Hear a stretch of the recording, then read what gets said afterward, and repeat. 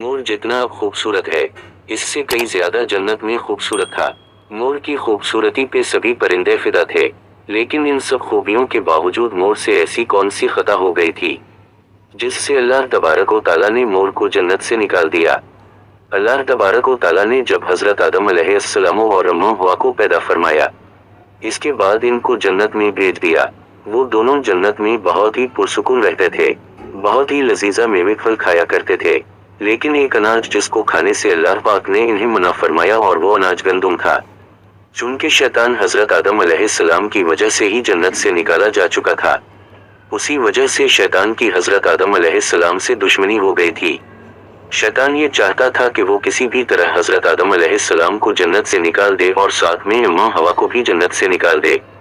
जब शैतान को ये खबर हुई कि हजरत आदम अलैहि को तमाम मेवे खाने की इजाजत है, लेकिन गंदुम खाने की इजाजत नहीं है, तो शैतान इंतकाम की आग दिल में लिए जन्नत के दरवाजे के पास बैठ गया और 300 साल तक वहां पर बैठा रहा कि कोई जन्नत के दरवाजे से बाहर आए और शैतान इससे बात कर सके। एक दिन अचानक से मोर जन्नत से बाहर आ गया। शैतान इसको देखते ही बहुत खुश हो गया। शैतान ने पूछा, ए खूबसूरत परिंदे, तुम कौन हो? मोर बोला, मैं मोर हूँ। अब तुम अपना तारुफ करवाओ। शैतान ने जवाब दिया कि मैं आलम कुरूबी का एक फरिश्ता हूँ। मैं अल्लाह पाक की इबादत से एक पल भी गाफिल नहीं हूँ। मैं चाहता हूँ कि मैं जन्नत में जाऊँ, वहाँ की नेमतों का अपनी आंखों से मुशाहिदा करूँ। शैतान मोर से कहने लगा कि तुम मुझे जन्नत के अंदर ले जाओ, मैं तुम्हें 3 ऐसी बातें बताऊंगा जिससे तुम्हें अबदी जिंदगी हासिल हो जाएगी। तुम्हें बुढ़ापा और बीमारी नहीं आएगी, तुम हमेशा जन्नत में ही रहोगे। शैतान की ये बातें सुनकर लालच में आकर मोर ने कहा कि मुझ में तो इतनी ताकत नहीं है कि मैं तुम्हें जन्नत के अंदर ले जाऊं, लेकिन एक सांप मेरा दोस्त है, वो शायद तुम्हारी मदद सके। ये कहकर मोर सांप के पास आया, इसको सारी बात बताई। सांप भी शैतान की बातों से बहुत खुश हो गया। फिर शैतान को अपने मीना में छुपा के जन्नत में दाखिल हो गया और यूं शैतान अपनी चाल में कामयाब हो गया। जन्नत के तमाम निगहबानों को ये मालूम था कि शैतान ये चाल चल रहा है और जन्नत में दाखिल हो चुका है। फरिश्ते शैतान को जन्नत से निकालने लगे। तभी अल्लाह पाक का हुक्म हुआ कि इसको अभी तक जन्नत में ही रहने दिया जाए। वो फरिश्ते अल्लाह तबारक व ताला के हुक्म से रुक गए। शायद ये हजरत आदम अलैहिस्सलाम का इम्तिहान था।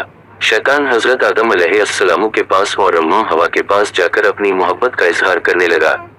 वो दोनों ही शैतान को पहचान ना सके, क्योंकि माजी के मुकाबले में शैतान की शक्ल तब्दील हो चुकी थी। शैतान कहने लगा कि मैं चाहता हूँ कि आप दोनों हमेशा जन्नत में उसी तरह जिंदगी गुजारें, हमेशा खुश रहें। हजरत आदम अलैहिस्सलाम इसकी बात बहुत गौर से सुनने लगे।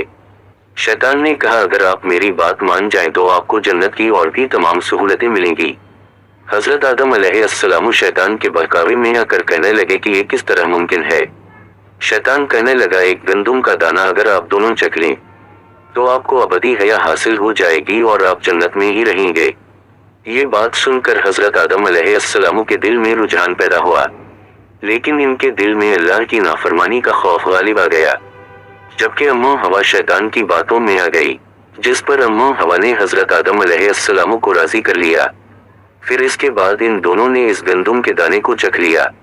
जैसे ही गंदुम का दाना इनके अंदर गया तो दोनों के 70 वाजे हो गए, जिसके बाद दोनों अपने अपने 70 छुपाने लगे और खौफे खुदा से कांपने लगे।